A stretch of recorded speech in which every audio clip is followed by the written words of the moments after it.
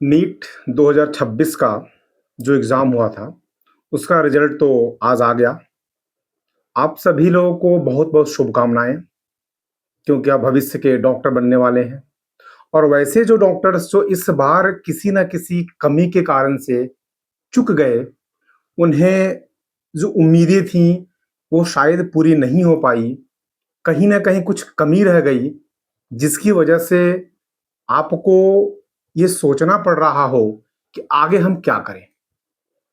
आप उधेड़-बुन में लगे हों कि हम ड्रॉप लें, यानी कि रिपीट करें कि नहीं करें, फिर कैसा ड्रॉप लें, पार्शियल ड्रॉप लें कि कहीं न कहीं किसी प्राइवेट कॉलेज में एडमिशन ले लें।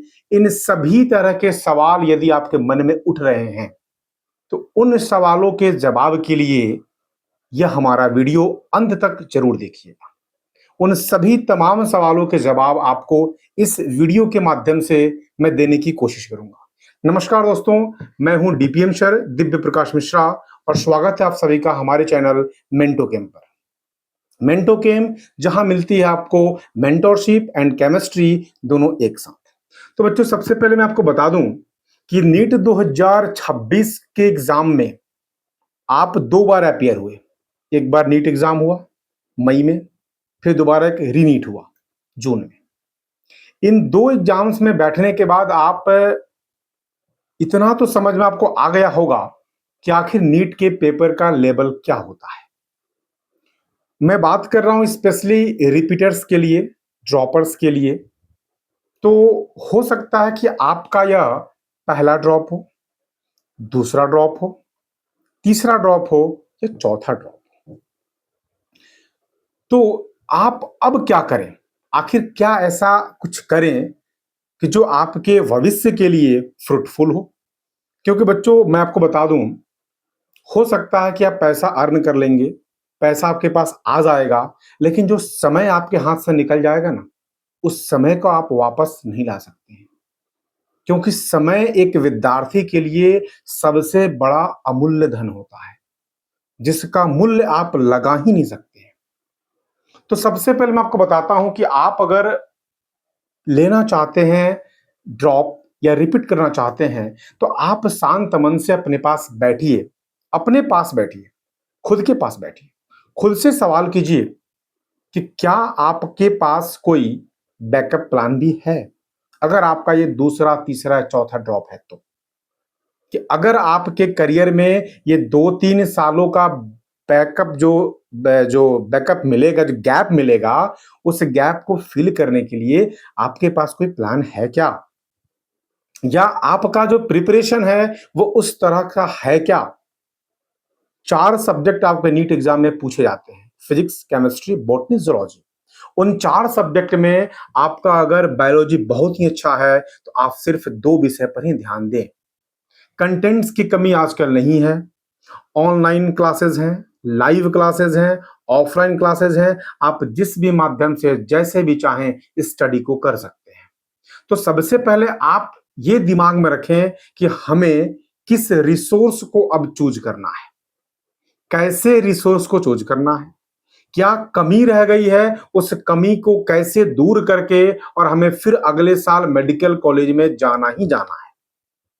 इन सब बातों पर विचार करें।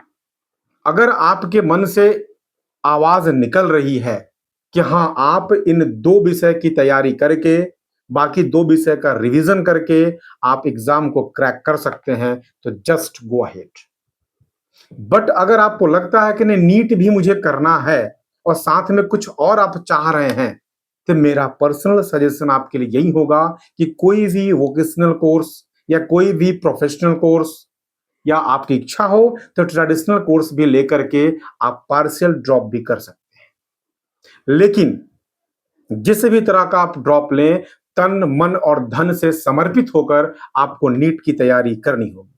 क्योंकि नीट एक एग्जाम है जो कि बहुत आसान भी नहीं है और बहुत कठिन भी नहीं है। मैं अक्सर बच्चों से क्लास में ये बातें कहता हूं कि अगर नीट का पेपर इतना आसान होता तो सब लोग क्वालिफाई कर जाते, और इतना कठिन होता तो शायद कोई क्वालिफाई नहीं करता।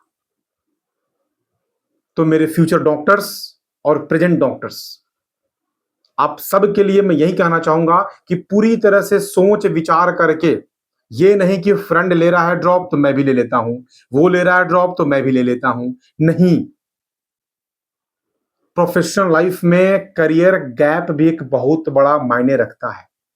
मैं मानता हूँ आज की इस 21st सेंचुरी में आपकी डिग्री, आपका नॉलेज और आपका स्किल, ये तीनों एक साथ काम आने वाले हैं। डिग्री अब धीरे-धीरे पीछे होती जा रही है। सबसे फर्स्ट पे आपका क्या आ रहा है? स्किल आ रहा है और नॉलेज आ रहा है।